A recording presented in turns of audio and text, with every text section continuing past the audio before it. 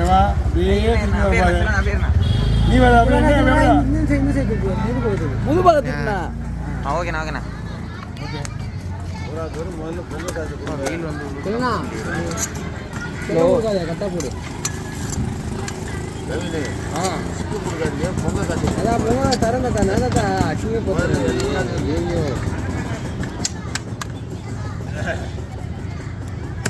Chicken leg piece இது எதுக்குமா? அந்த மீன்ல மட்டும் நீங்க எதுவுமே இருக்காத ஒன்று தான் சொல்லிட்டேன். பாரு